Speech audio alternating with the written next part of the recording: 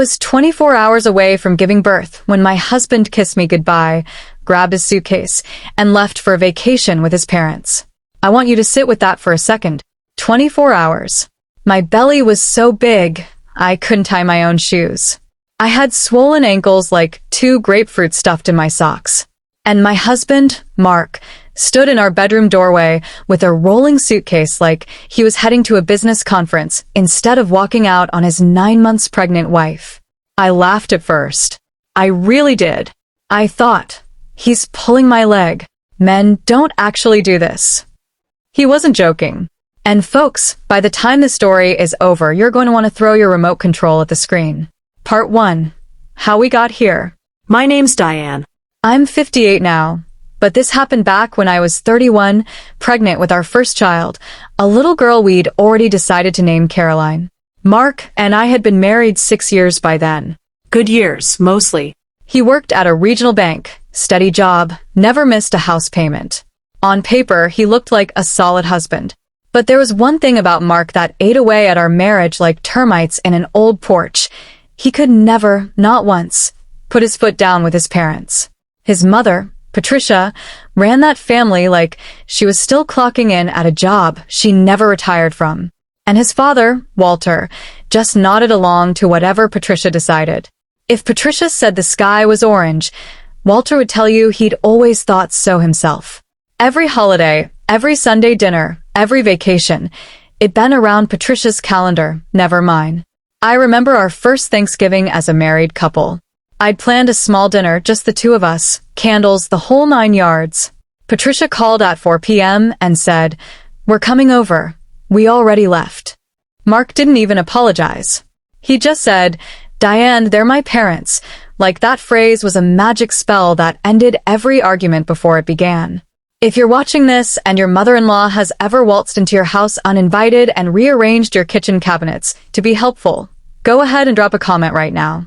I want to see how many of you are nodding along. By the time I was pregnant, I'd learned to just keep the peace. I picked my battles. I told myself, once the baby comes, things will change. He'll have to choose us first. I was wrong. Dead wrong. Part 2, the trip. It was a Tuesday evening. I was 39 weeks along, sitting on the couch with my feet propped up on 3 pillows, watching some cooking show I wasn't even paying attention to when Mark walked in from work and said, real casual, like he was telling me what he wanted for dinner. So, Mom and Dad booked that trip to the Smoky Mountains. The one I promised them back in the spring. We're leaving Thursday. I sat up so fast I about pulled something. Mark. I'm due in 11 days. Babies rarely come on their due date, Diane. You know that. That's not the point. What if something happens while you're gone? He sat down next to me, took my hand, and folks, here's the part that still makes my stomach turn. He smiled at me like I was a child overreacting about a thunderstorm. You're overreacting. I'll be back before anything happens. I promise. I begged him. I want you to understand, I actually begged my husband not to leave me alone 9 months pregnant to go hiking with his parents in Tennessee. I said, "Please, Mark, please don't do this to me." He looked me dead in the eye and said the words that I will never, ever forget as long as I live. They're my parents. I already promised them. Friends, if you've ever had someone choose their family over you at the worst possible moment, I need you to comment below right now and just say the word betrayed. Let's see how many of us there are. He left Thursday morning, kissed my forehead, told me to take it easy, and rolled that suitcase right out our front door like he was going to a golf tournament. I stood at that window and watched his car pull out of the driveway, and something inside me cracked that has never fully gone back together. Part 3, alone. 6 hours after he left, I felt the first contraction. I told myself it was nothing. Braxton Hicks, probably. I'd read about those. But by 10 o'clock that night, they were coming every 15 minutes, and by midnight, every 7. I called Mark. No answer. I texted him. Contraction started. Please call me. Nothing. I called again, at 1 a.m. Straight to voicemail. Here's something that still makes me see red to this day. I found out later that Patricia had told him, "Diane's probably just nervous. First-time mothers always think it's happening sooner than it is. Don't ruin the trip worrying over nothing. And Walter backed her up, same as always. So Mark turned his phone on silent and went to sleep in a cabin in the Smoky Mountains while I was alone in a house, in labor, with no one.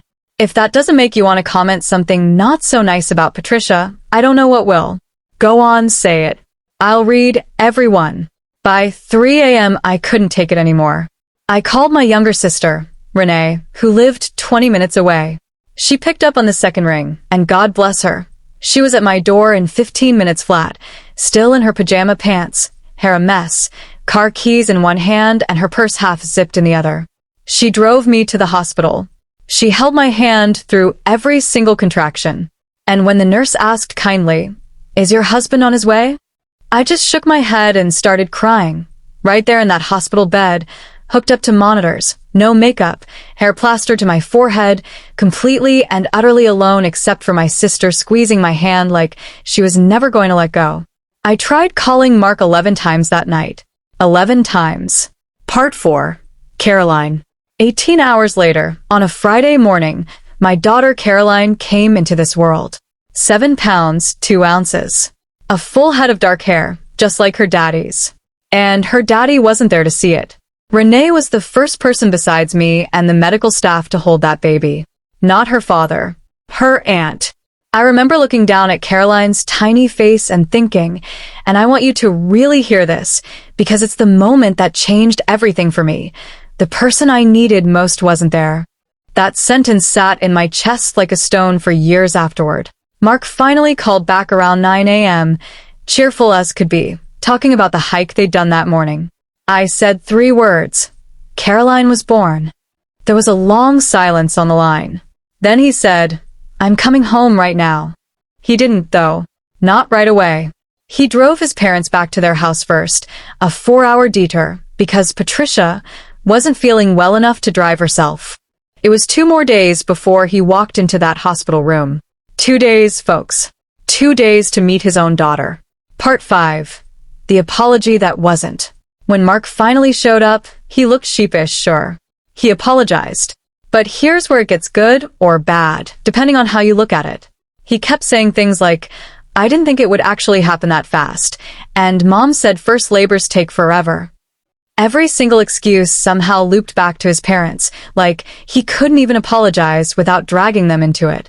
And when I told Patricia, weeks later, how much that week had broken something in me, she had the nerve to say, "You're making too big a deal out of this.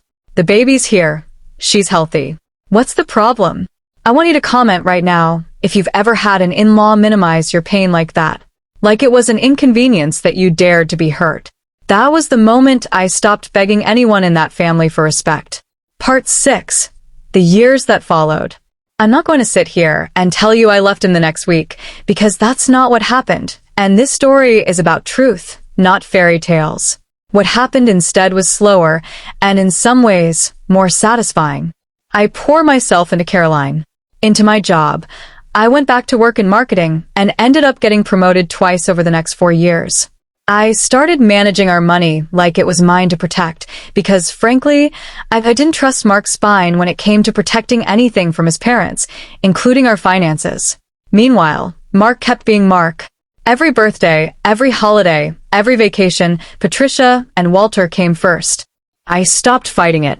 I just quietly built a life that didn't depend on him showing up. And here's where the controversy comes in, folks, because I know some of you are going to have strong opinions about this part. I started keeping my own bank account that Mark didn't know about. Some of you are going to call that sneaky. Some of you are going to call it self-preservation after what he put me through. Tell me in the comments which one you think it was, because I still go back and forth myself. Caroline grew up close to me, distant from her father, and even more distant from her grandparents, who never once apologized to her for what they'd cost her, a father standing in the room when she took her first breath. Part 7. The Fall. Here's the part you've been waiting for. About 9 years after Caroline was born, Walter passed away suddenly. And without her husband to manage things, Patricia's controlling nature turned into something almost frantic. She leaned on Mark harder than ever, calling him daily, guilt-tripping him into handling her finances, eventually convincing him to co-sign loans just to help Mom get through this rough patch. Those loans went bad. Patricia had been making poor decisions for years that nobody saw, and Mark, desperate to be the good son one more time, found himself on the hook for nearly $80,000 in debt that wasn't even his.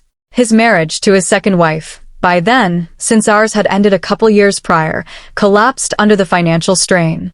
And Patricia, the same woman who'd once said, "You're making too big a deal out of this," looked her own son in the eye during his lowest moment and said she couldn't be involved in his financial mess. She drained what sympathy she had left and walked away from him, just like that. For the first time in his life, Mark understood exactly what it felt like to be left behind by the people who were supposed to show up. Part 8. The Conversation. Mark called me, of all people, about a year after his divorce. Caroline was 18 by then, heading off to college, and he wanted to talk about helping with tuition.